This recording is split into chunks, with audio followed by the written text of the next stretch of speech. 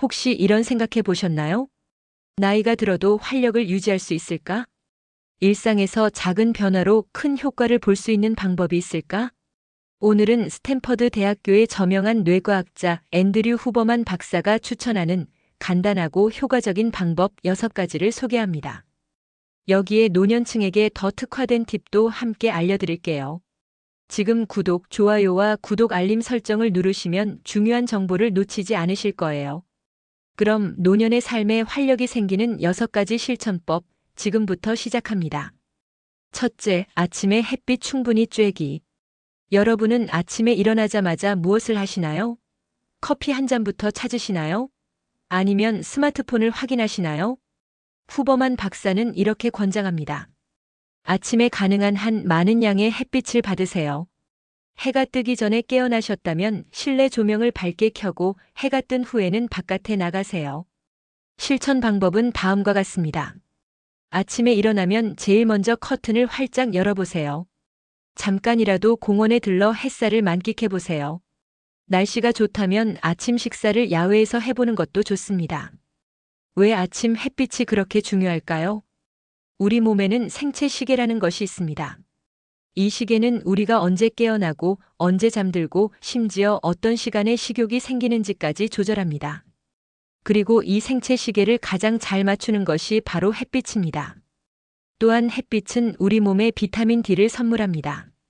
이 비타민 D가 뼈 건강, 면역력 강화, 기분 조절에 아주 중요하다는 사실 알고 계셨나요? 햇빛은 우리를 행복하게 만드는 세로토닌이라는 호르몬의 분비도 촉진한답니다. 그래서 맑은 날 밖에 나가면 기분이 좋아지는 것 같다고 느끼시는 거죠. 혹시 겨울만 되면 우울해지는 분들 계신가요? 이런 현상을 계절성 정서 장애라고 하는데요. 일조량 감소와 관련이 있답니다. 이럴 때 밝은 조명 테라피가 도움이 될 수 있어요. 햇빛은 무료이면서도 강력한 건강 증진제입니다. 오늘부터 하루의 시작을 밝은 빛과 함께 열어보세요. 아마도 며칠만 지나면 이렇게 느끼실 겁니다. 아, 이렇게 간단한 습관이 내 기분과 에너지를 이렇게 바꾸다니. 둘째, 75% 이상 비가공 식품으로 영양 섭취하기.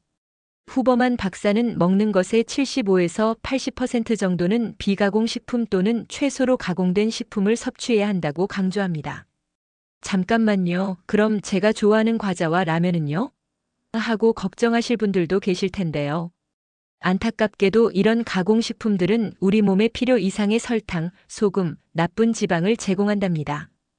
드시고 싶으시다면 하루 먹는 양의 20% 정도로 조절해 보세요. 반면 자연식품은 어떨까요? 우리 몸에 꼭 필요한 영양소를 균형 있게 담고 있어요. 특히 오메가3 지방산은 우리 뇌 건강에 든든한 지원군이랍니다. 실천 방법은 다음과 같습니다. 먼저 오메가3의 보고인 고등어, 연어 등의 생선류, 견과류, 들깨 등을 식단에 꼭 포함해 보세요. 다양한 색깔의 과일과 채소를 매일 섭취하세요. 특히 베리류는 강력한 항산화 물질인 안토시아닌이 풍부해 뇌 노화를 늦추는 데 도움을 줍니다. 매일 한 줌의 블루베리나 딸기를 드셔보세요. 통곡물도 잊지 마세요. 정제된 흰쌀밥이나 밀가루 대신 현미, 귀리, 통밀 등을 선택하세요. 통곡물은 뇌와 몸에 안정적인 에너지를 공급하며 혈당을 천천히 올려 건강에 좋습니다. 건강한 지방도 중요해요. 아보카도, 견과류, 올리브 오일 등으로 섭취해보세요. 이런 지방은 나쁜 콜레스테롤 수치를 낮추고 세포를 건강하게 유지하는 데 필수적입니다. 단백질도 충분히 섭취해주세요. 생선, 달걀, 콩류 등 양질의 단백질은 우리 몸의 근육을 튼튼하게 만들고 면역력도 높여줘요. 특히 나이가 들수록 근육량을 유지하는 것이 중요하기 때문에 매 끼니마다 단백질을 신경 써서 섭취하세요. 그리고 발효식품 꼭 기억하세요. 김치, 요구르트, 된장 등은 우리 장 건강을 책임지는 프로바이오틱스의 보고예요. 장이 건강해지면 영양 흡수도 잘 되고 면역력도 높아지고 스트레스도 줄어든답니다. 후버만 박사는 이렇게 말합니다. 우리 몸은 각자 다르게 반응해요. 자신의 몸에 맞는 식단을 찾는 게 중요합니다. 혈당 반응을 체크해보는 것도 좋은 방법이 될 수 있죠. 여러분, 건강한 식습관은 단순히 오래 사는 것이 아니라 건강하게, 활기차게 오래 사는 비결이에요. 오늘부터 여러분의 식탁을 다채롭고 영양 가득한 자연식품으로 채워보는 건 어떨까요? 셋째, 하루 6에서 8시간 충분하게 숙면하기. 여러분, 잠이 보약이다라는 말 들어보셨죠? 후버만 박사는 하루 6에서 8시간의 충분한 수면이 건강과 행복의 기본이라고 강조합니다. 충분한 수면은 기억력 강화, 면역력 향상, 스트레스 감소 등 다양한 이점을 제공합니다. 반면 수면이 부족하면 집중력 저하, 기분 변화, 면역력 약화는 물론 장기적으로 고혈압, 비만, 당뇨와 같은 만성 질환의 위험을 높일 수 있습니다. 실천 방법은 다음과 같습니다.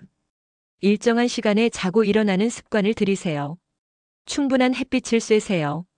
이는 체내의 시계를 조절하는 데 중요합니다. 취침 전 2시간 동안은 밝은 빛을 피하세요. 침실은 어둡고 시원하게 유지하세요. 수면 전 체온을 낮추는 것이 중요합니다. 저녁에는 카페인과 알코올을 피하세요. 대신 캐모마일 차나 따뜻한 우유가 좋습니다. 취침 전 가벼운 스트레치나 명상을 해보세요. 나이가 들수록 수면의 질이 떨어지는 경향이 있는데 이를 개선하기 위해서는 낮 동안의 활동량을 늘리고 저녁 시간대에는 편안한 활동을 하는 것이 좋습니다. 또한 낮잠을 잔다면 15에서 20분 정도로 짧게 취하는 것이 밤잠에 방해되지 않습니다. 수면이 부족할 때는 어떻게 해야 할까요? 만약 어느 날 밤 충분히 잠을 자지 못했다면 다음 날 아침에 일어나 햇빛을 쬐는 것이 도움이 됩니다. 이는 체내의 시계를 재설정하는 데 효과적입니다. 수면을 우선순위에 두는 것은 자신을 사랑하는 가장 좋은 방법 중 하나예요. 넷째, 하루에 1시간 정도 몸 움직이기. 여러분, 건강은 걸어서 온다는 말을 들어보셨나요? 후버만 박사는 하루에 1시간 정도 몸을 움직이는 것이 건강과 행복에 큰 영향을 미친다고 강조합니다. 운동은 단순히 체중 관리나 근력 향상을 위한 것이 아닙니다. 뇌 건강, 기분 개선, 수명 연장 등 전반적인 삶의 질 향상에 큰 도움이 됩니다. 실천 방법은 다음과 같습니다. 매일 30분 정도 걷기를 실천해 보세요. 계단 이용하기, 주차장 멀리 주차하기 등 일상에서 움직임을 늘려보세요. 좋아하는 음악을 들으며 운동하면 더욱 즐겁게 할 수 있어요. 반려견과 산책을 하거나 가족이나 친구와 함께 운동하면 지속성을 높일 수 있습니다. 요가나 태극권 같은 부드러운 운동도 근력과 유연성을 키우는 데 효과적이에요. 나이가 들수록 운동이 더욱 중요해집니다. 근력과 균형 감각을 유지하고 골다공증을 예방하며 인지 기능을 향상시키는 데 큰 도움이 됩니다. 또한 운동은 우울증과 불안감을 줄이고 자존감을 높이며 스트레스 해소에 탁월한 효과가 있습니다. 운동을 시작하기 어렵다고요? 걱정 마세요. 5분 걷기부터 시작해도 좋아요. 조금씩 시간과 강도를 늘려가면 됩니다. 운동은 약물이나 수술 없이 우리 몸과 마음을 변화시킬 수 있는 가장 강력한 도구입니다. 다섯째, 사회적 관계. 여러분, 100세 건강의 비결은 좋은 인연이라는 말을 들어보셨나요? 후버만 박사는 내향적, 외향적 성향과 상관없이 깊은 관계가 중요하다고 강조합니다. 사회적 관계는 인지 기능을 향상시키며 우울증 위험을 낮춥니다. 특히 나이가 들수록 이런 관계의 중요성이 더욱 커집니다. 실천 방법은 다음과 같습니다. 많은 관계가 아닌 깊은 관계의 친구를 만드세요. 오랜 친구에게 전화 한 통 하는 것만으로도 큰 힘이 될 수 있습니다. 지역사회 활동이나 자원봉사에 참여해보세요. 이는 새로운 관계를 형성하는 좋은 방법입니다. 동네 도서관이나 복지관에서 진행하는 프로그램에 참여해보는 것은 어떨까요? 새로운 취미나 클래스를 통해 새로운 사람들을 만나보세요. 공통의 관심사는 빠른 유대감 형성에 도움이 됩니다. 요리 교실, 원예 강좌, 미술 수업 등 다양한 활동이 있습니다. 온라인 커뮤니티에 참여하는 것도 좋은 방법입니다. 사회적 관계는 우리 삶의 색채를 더해줍니다. 그것은 우리를 웃게 하고 울게 하고 생각하게 만듭니다. 이런 다양한 감정과 경험이 바로 우리를 젊고 활기차게 만드는 원동력입니다. 여섯째, 수분과 전해질 공급. 후버만 박사는 이렇게 설명합니다. 적절한 수분과 전해질 섭취가 중요합니다. 전해질이란 나트륨, 칼륨, 칼슘, 마그네슘으로 생체 내에 중요한 기능을 합니다. 물과 전해질은 뇌 기능을 최적화하고 전반적인 건강을 유지하는 데 도움이 됩니다. 실천 방법은 다음과 같습니다. 아침에 일어나면 물에 약간의 소금을 넣어서 마시는 것을 추천합니다. 이는 전해질 균형을 유지하는 데 도움이 됩니다. 잠에서 깨어난 후 처음 10시간 동안이 중요합니다. 이 시간 동안 목이 마르지 않도록 물을 마셔주세요. 수분이 풍부한 과일과 채소를 섭취하여 추가적인 수분을 공급받습니다. 카페인이나 알코올 섭취 후에는 추가로 물을 마십니다. 운동 전후에 충분한 수분을 섭취합니다. 운동 중 손실된 수분과 전해질을 보충하는 것이 중요합니다. 나이가 들수록 갈증을 느끼는 능력이 떨어진다고 합니다. 따라서 의식적으로 물을 마시는 습관을 들이는 것이 중요합니다. 경미한 탈수만으로도 집중력 저하, 피로감 증가, 두통 등이 나타날 수 있습니다. 특히 나이가 들수록 이런 증상들이 더 쉽게 나타날 수 있죠. 물은 가장 저렴하면서도 효과적인 안티에이징 비법입니다. 오늘부터 물병을 항상 가까이 두고 규칙적으로 물을 마시는 습관을 들여보는 건 어떨까요?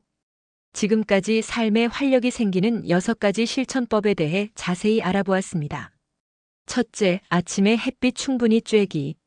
둘째, 75% 이상 비가공 식품으로 영양 섭취하기. 셋째, 하루 6에서 8시간 충분하게 숙면하기. 넷째, 하루 1시간 정도 몸 움직이기. 다섯째, 사회적 관계. 여섯째, 수분과 전해질 공급. 급격한 변화를 기대하기보다는 작은 습관들을 천천히 쌓아가는 것이 중요합니다.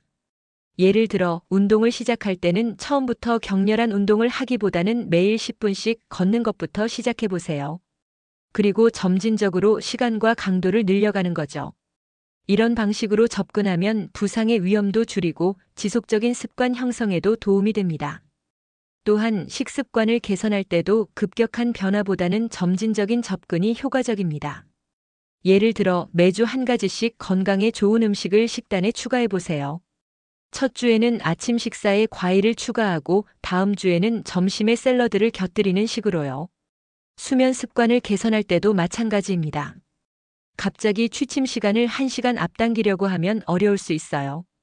대신 15분씩 점진적으로 조정해 나가는 것이 더 효과적입니다. 마지막으로 건강한 삶을 위한 노력은 결코 늦지 않았다는 점을 기억하세요. 지금 이 순간부터 시작하는 작은 변화들이 여러분의 미래를 더욱 밝고 건강하게 만들 것입니다. 여러분의 건강하고 활기찬 삶을 응원합니다.